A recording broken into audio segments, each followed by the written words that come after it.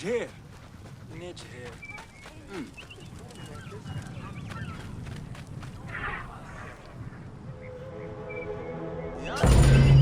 Welcome to an overview of the Giza necropolis.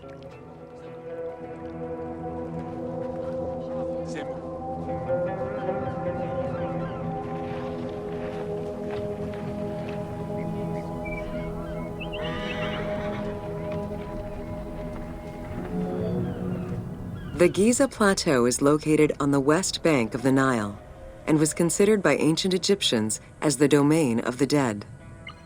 The pyramidal complexes found there were built over the span of 3 generations, during the reign of Khufu, Khafre, and Menkaure.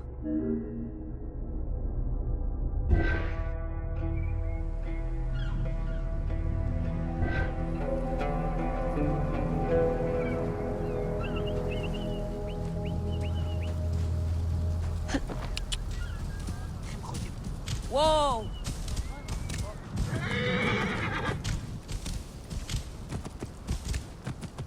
Yeah! The Giza area, now famous for its 3 pyramids, is part of a wider grouping of funerary complexes. Rulers from this period generally elected to be buried in the area. The focal point of the entire region was the city of Memphis, chosen as the capital of Egypt at the beginning of the Old Kingdom.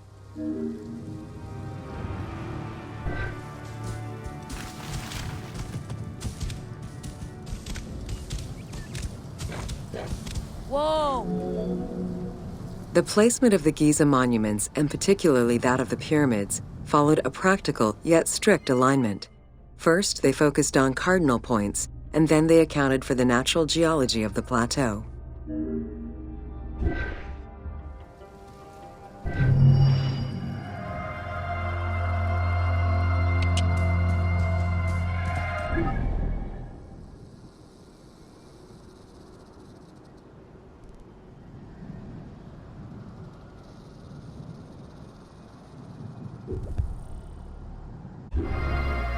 Yeah!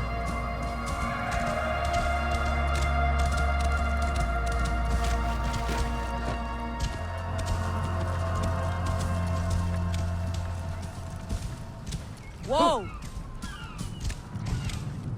Right position gerecht.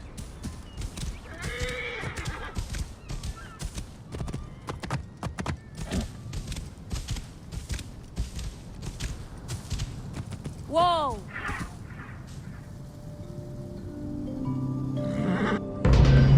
Welcome to the Riddles of the Sphinx.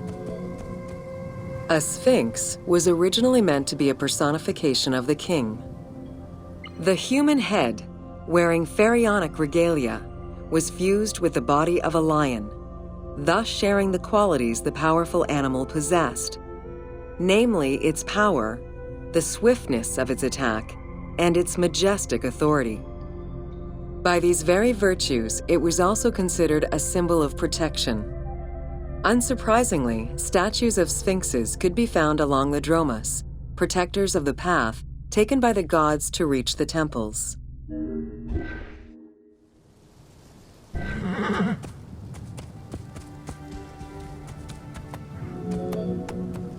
Over the centuries, enthusiasts and historians alike have wondered, who built the Sphinx?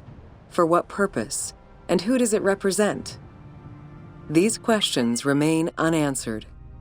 Several theories do exist, however, some more credible than others.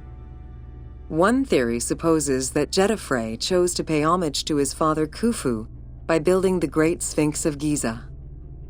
The stone temple on the eastern face of the Sphinx would have been added later on by his brother and successor, Khafre, in order to strengthen the divine worship of their father. It would be the first Egyptian temple oriented with the sun.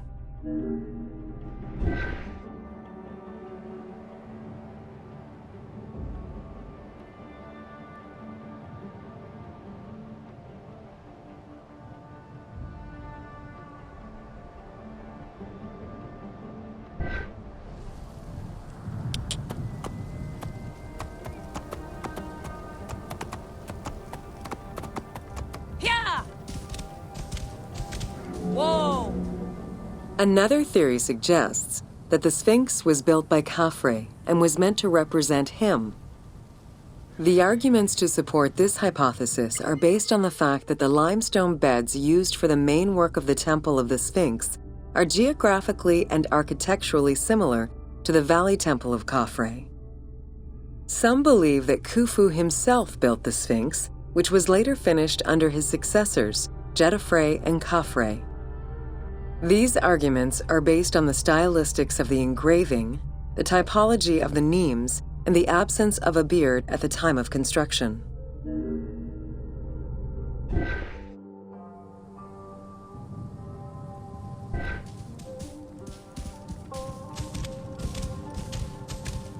Whoa!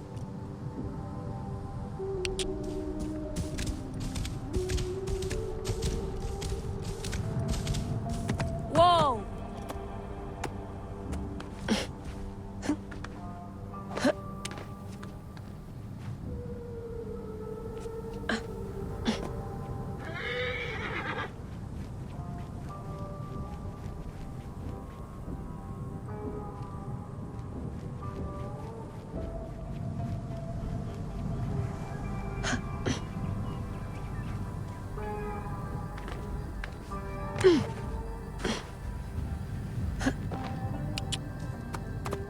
Whoa!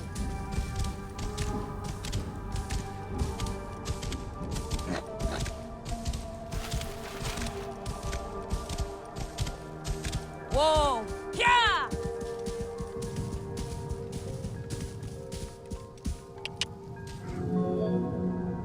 While ancient Egypt as a whole leaves a rather monochrome vision of its monuments and statuary, it is vital to understand that in ancient times, absolutely everything was painted.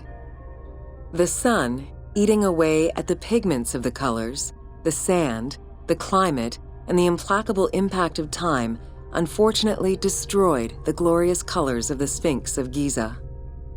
Documents from an Arab Egyptologist of the 12th century, Abd al-Latif al-Baghdadi, indicate that traces of red were still visible in his time.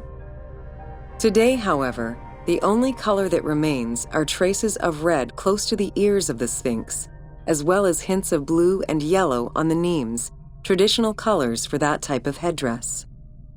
The pigments for the color red were man-made, obtained by mixing different products such as clay, quartz sand, and very finely crushed hematite.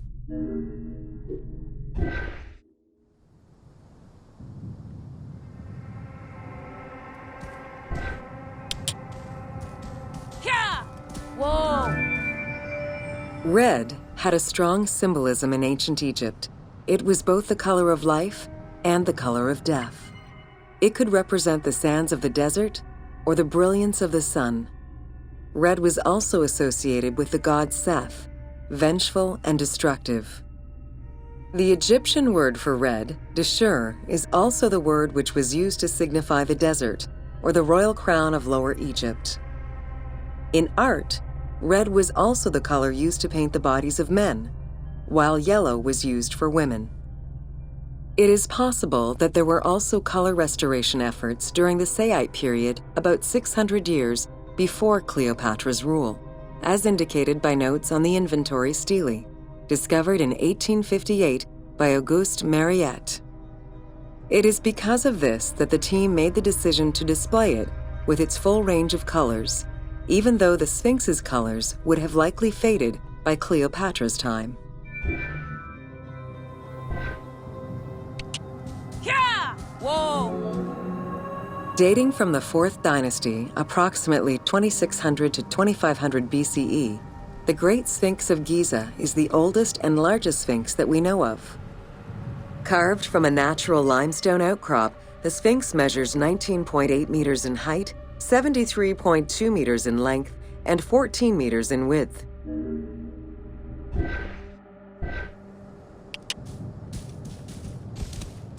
Whoa! In order to bring polish to the imposing monument, several blocks of limestone were added after the initial construction phase. Since then, there have been numerous attempts at preservation. The polish present in the game integrates some aspects of modern restoration attempts. The team made this choice to present a more iconic version of the Sphinx of Giza to the player. Today, the Sphinx is called the Terrifying One. This appellation is translated from its Arabic name, Abu al-Hol, which in turn was derived from Baluba in Coptic.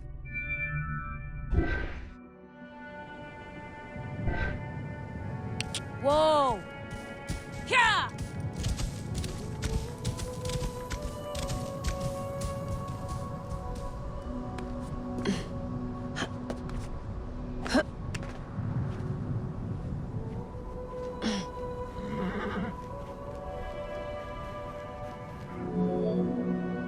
The Sphinx as a whole was carved in situ from a natural stone promontory.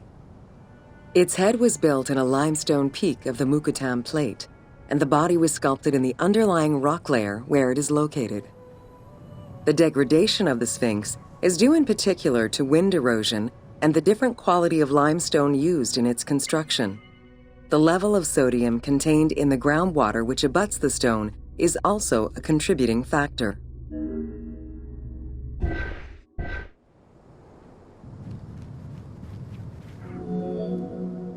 The natural bedrock is seen through the oblique natural strata of the Sphinx's body that are similar to the surrounding limestone.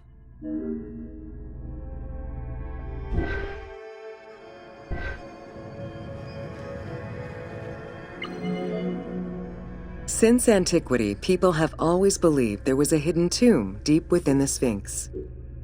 It is thought that attempts to plunder the Sphinx began as far back as the First Intermediate period.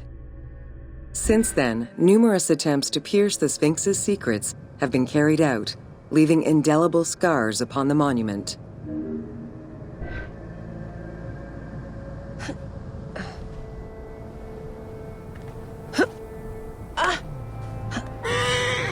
Whoa!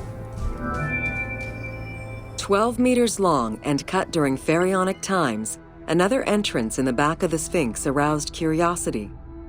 Although Thutmose IV attempted to seal it off, it was possibly reopened by treasure hunters. It was rediscovered by Howard Vyse and mapped more recently by Mark Lehner.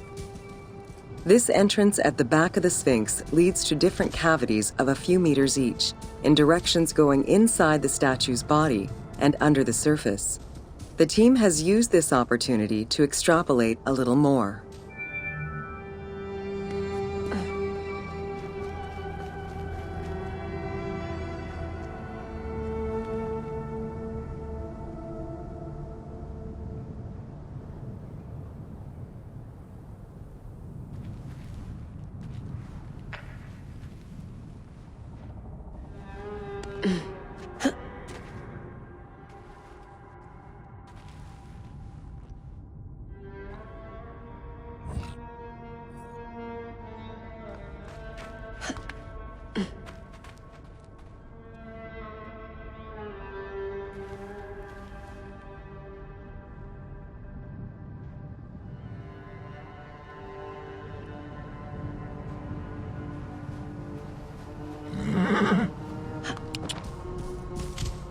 Whoa! While there have been no major discoveries pertaining to the Sphinx of Giza in recent years, theories and hypotheses continue to emerge. Without validation provided by archaeological sources, however, they remain unsubstantiated.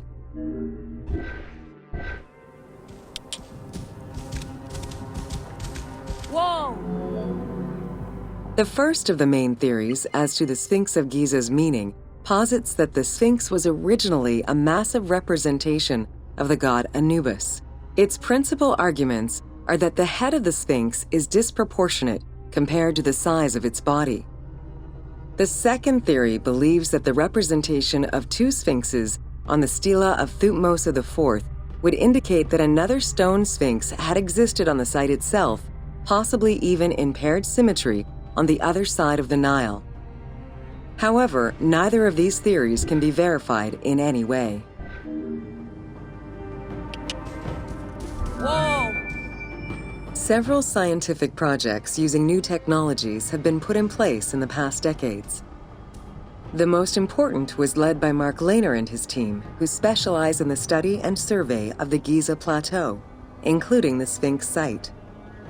The mapping made it possible to see the materials used to construct the Sphinx, analyze the different layers of erosion, and figure out the most fragile areas to protect.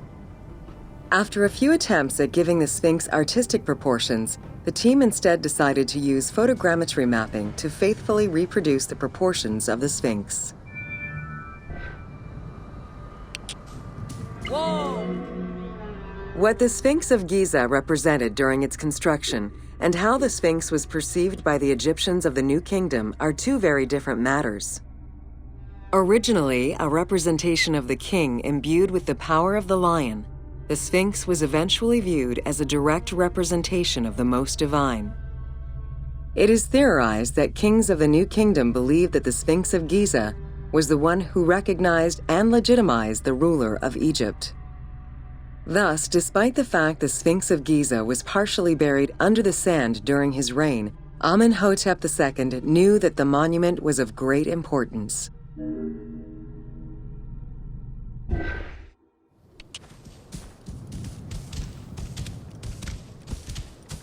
Whoa!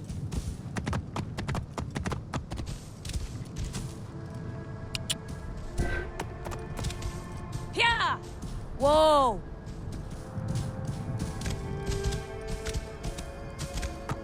Yeah! Whoa! Amenhotep II built a second temple dedicated for the Sphinx as Horemakhet to pay homage to Khufu and Khafre, his predecessors. It became a common habit for this dynasty to spend time with their royal courts at the Sphinx. Its sanctuary became known as Setepet, the Chosen.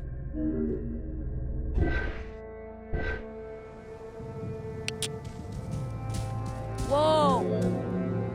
Egyptologist Mark Lehner believed that Amenhotep II built a statue of himself anchored between the paws of the Sphinx, likely to legitimize his reign, alongside a stela found by Salim Hassan. Many other pharaohs of this dynasty, such as Tutankhamun and Ramses II, also left marks of their passage in a similar fashion, sometimes even stripping the stones of nearby temples and pyramids to do so. Amenhotep II's son and successor, Thutmose IV, was a frequent offender. Whoa! While sleeping between the Sphinx's paws, the future Thutmose IV saw in a dream the god Horemakhet proclaiming his coming accession on the throne of the two lands. This was, of course, on the condition that he remove all of the sand covering the Sphinx, which stood guard as the personification of the god, and should thus never be engulfed by the sands of the desert.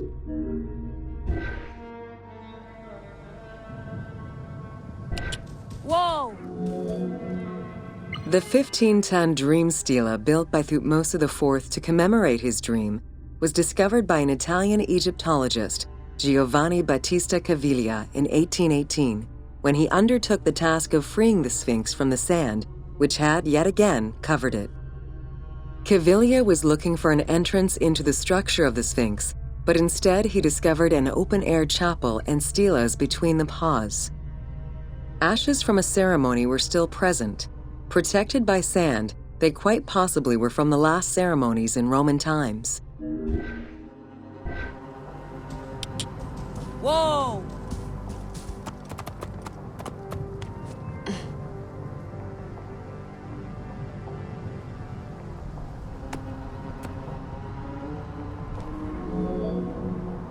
That same year, Caviglia discovered fragments of the Sphinx's beard that had probably been added during the New Kingdom. If many of these pieces are held by museums in Cairo, a fragment is displayed at the British Museum, along with a piece of the uraeus that was on the Sphinx's headdress. It is believed this fragment of beard was possibly kept in place thanks to the statue of Amenhotep II, which was supposed to be located under the head of the Sphinx.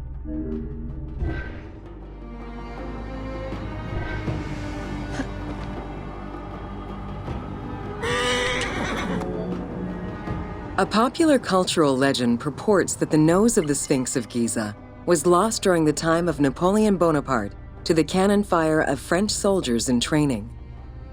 However, engravings from before the time of that campaign already depicted the Sphinx without a nose, indicating that it had been removed before the French campaign. Whoa! The most plausible hypothesis is based on the research of the German historian Ulrich Harman.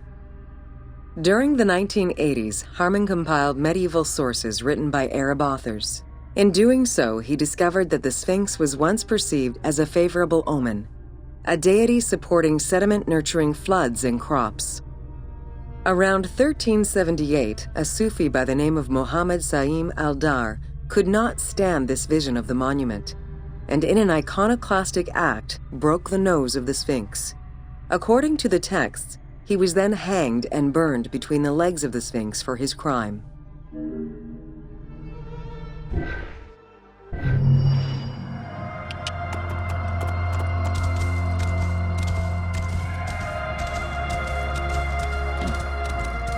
Whoa!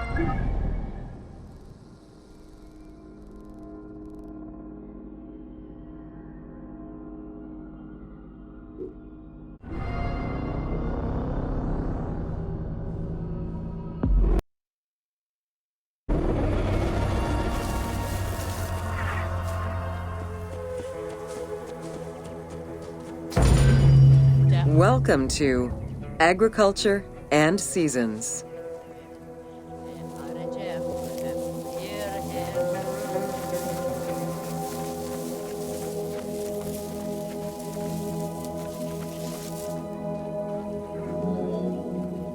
While crops were cultivated in different oases around the desert, most of the arable lands were near the Nile. Two types of cereal grain were cultivated: barley and an ancient wheat known as emmer. These two key ingredients contributed in establishing bread and beer as the staple of the Egyptian diet and the basis of its economy.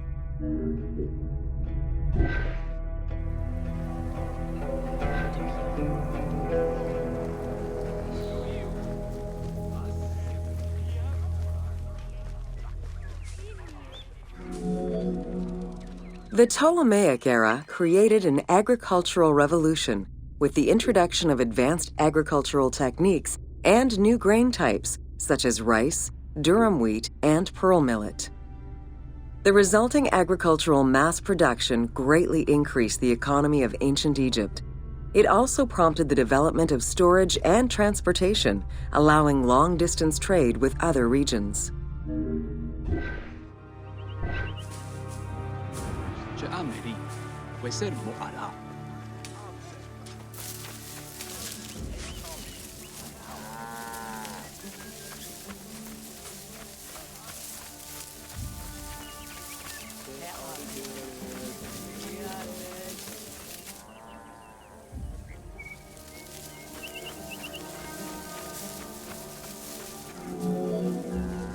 Both bread and beer rations were part of a system of barter payment. The state used those goods to pay wages for those who worked in the quarries and at the construction sites. Beer was so important to ancient Egyptians, they had a goddess of beer brewing, Tenenet. Tenenet is seen in many paintings and sculptures with beer, and women are depicted as the primary beer makers.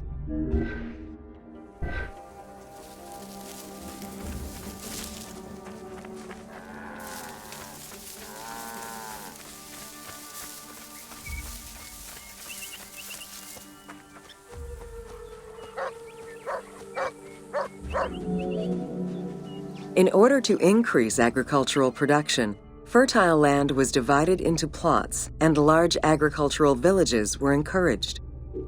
The state and temples were the biggest landowners. Depending on the region, fertile land was managed by civil servants or rented to individuals. Ancient Egyptians relied on rudimentary tools for land cultivation. Soil was broken down with hoes, and wing plows were used to make furrows.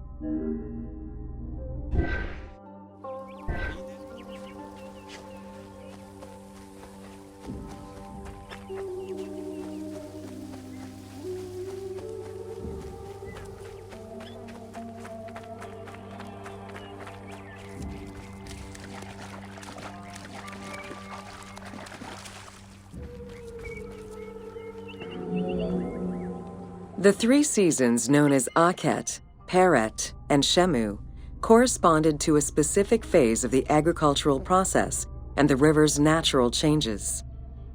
Akhet was the time of the flood, beginning with the appearance of the star Sirius in July. Peret was the time when lands were cultivated, plowed, and sown. This fell between October and November. Shemu ran from May to September and was when harvesting and taxation began.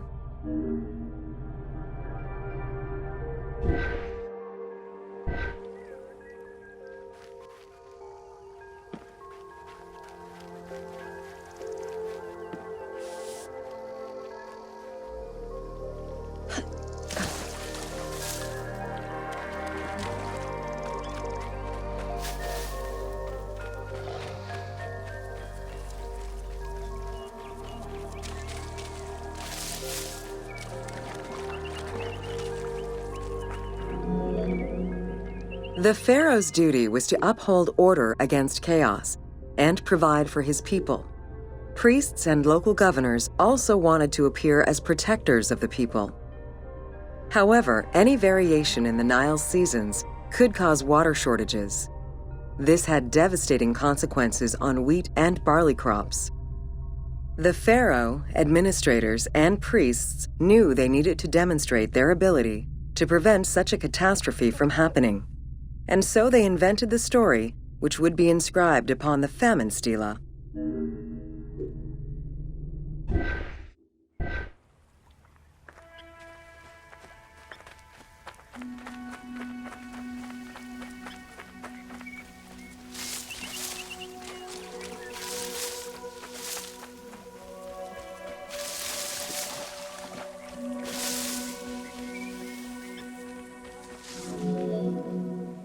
The story begins with the pharaoh worried for his people.